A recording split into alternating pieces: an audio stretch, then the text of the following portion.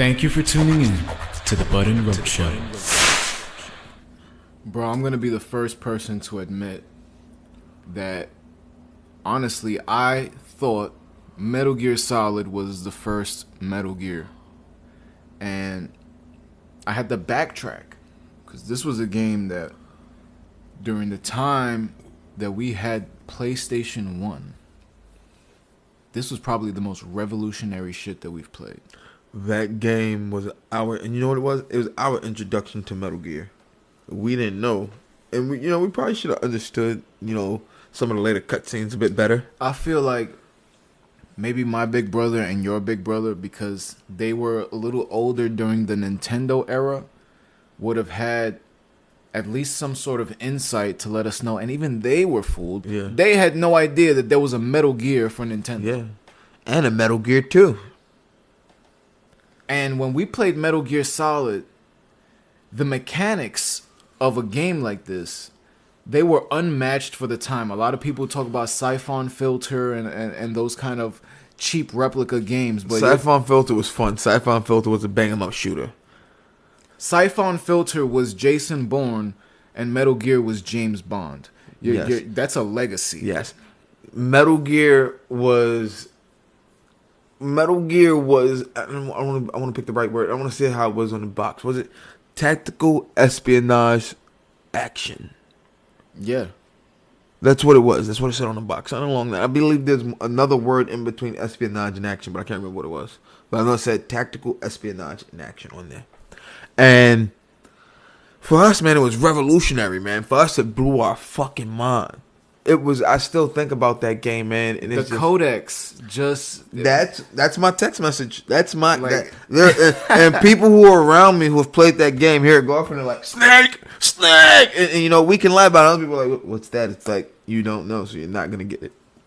And it changed a lot of things for a lot of people, and a lot of game developers that I know, their whole minds were just boggled at the fact that you can incorporate so many advanced features into a platform that, it can. This game at the PS1 level can compete with PS4 games and Xbox One games. And before we go into the legacy of this game, because you know how much I love the Metal Gear Solid series, the Metal Gear series in general. But before I go too in depth and go from here, I was thinking the other day that I told you, how with the having the HD collection. And also now, thank you Microsoft and Xbox for making that backwards compatible for me. I love you guys. Thank you. I appreciate it. I can play the two original ones, man.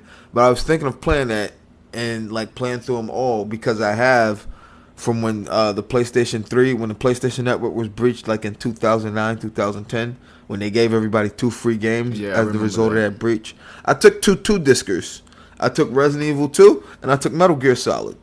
I took two discers. And I'm almost upset that you mentioned Resident Evil, because I believe that Resident Evil is a game that can compete with Metal Gear. This is the one. To me, Siphon couldn't do it. I want you to hold that thought for 1 second. Hold that thought for 1 second. This might leak into another. That game in its own right deserves its own legacy podcast. Oh yes. Resident Evil for what that game was. That's going on the list. Chris Jericho. Yes. I'll write that down when we have some light in here, so I know I'm writing right, not slanted and crazy. But I was thinking how, all the games now are wireless. Controllers are wireless, right? And we know the mechanics behind fighting Psycho Mantis. I want to know how you have to beat him now. Ooh.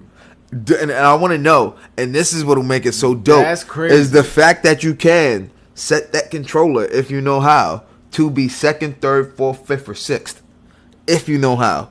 If you know how, you have the option to. And I want to know, do you still have to do that? And I want to play the digital version now for that. So essentially, it's not just a function. It's not just taking the controller out from one and putting it in two. You're going to have to go on YouTube, watch a tutorial, have to go through the entire process if that's what it takes. If that's what it takes. It's not a whole process, though. But the great thing about Metal Gear Solid for PlayStation 1 is that it didn't have all that fancy shit, and exactly what it took is what it takes to beat that guy. And when I first found out that I was stuck on this fucking boss. Everyone was stuck there. Bro, Everyone nobody couldn't had the figure answers. out beating Psycho Mantis. Everybody thought, all right, I'm gonna get close to him. I can't shoot him. He can dodge my bullets. All right, so now I'm gonna run up on him. I'm gonna hit him with the, it still wasn't working. And it was. And that's the craziest point thing when is, when we get out of school, bro, like we had that Vince McMahon strut going back to the house. like we because talking were about it, prepared. like talking to our friends, everybody strategizing We had it. plans and you couldn't figure it out. and we didn't know how. And it was overhearing somebody. And the craziest thing was, if you listen to him while he's talking to you, he's reading your memory card to you. He is reading your memory card to you. If you have other Konami games, he will state them to you. He'll tell you, oh, I see your card's full. I see you've been playing other titles. He'll say you've been playing other Konami titles and name them to you. I can't remember what other Konami game I played, and he said it. And it was like, yo, what the and it's like a thing.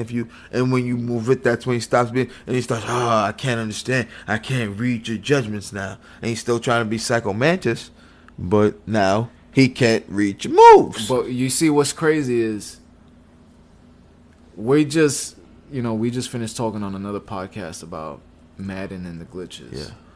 Imagine the amount of programming and beta testing that it took to release such a flawless game that it wasn't many mistakes with Metal Gear Solid. And then when you drive in those mechanics that I've yet to see any game replicate that shit, that you got to take out the controller from one and put it in two. I've never seen try that again. Do it again. You cannot replicate. That's I mean, trying to steal a Dave Chappelle joke. It cannot happen. I mean, just even think about it like this. Even think about the way that when you had to activate the Metal Gear with the card, how you had to make it cold, you had to make it hot, you had to do and you had to go to these areas where, all right, you have to set, and then make sure you get it back in time while it's like that, because the condition's gonna run away. It's not just do it and then it'll hold there. So no, you do it and then run back. And while doing this, avoiding the guards, avoiding gunfights, avoiding dying. It was fucking insane. It was one of the greatest thrills of an ending, man. And we both know the two endings, man. And what made it even more fantastic to me was the fact that you built relationships with LED characters that appeared on this codex, because a lot of those characters you never even see in the game. They're just there, and supposedly they're part of the storyline, but you develop affectionate relationships for these characters because they're helping you in this fucking journey that is consuming your fucking life. It's fucking nuts, man. Yeah. And I mean, we're on the legacy of Metal Gear. We're on the legacy of Metal Gear Solid. The opening for Metal Gear Solid 2, when he's running on the bridge before he puts on the that was Sons of Liberty. That was Sons of Liberty when he's running on the GW, and they said they had to. That game got delayed as a result of 9/11 because originally they weren't supposed to. He was supposed to be on the not the fucking, I'm about to say the Van Wyck, the Verrazano, and they had a shot of the towers, but as a result of what happened, redo everything. They recut the game, re-released it, and they put him back and pulled him back to still get a little. If you know New York, you're in the city. It's the George Washington Bridge, and it's raining and everything, and they just show a little bit of that. What that side of the city looks like when you're on the bridge before him jumping on.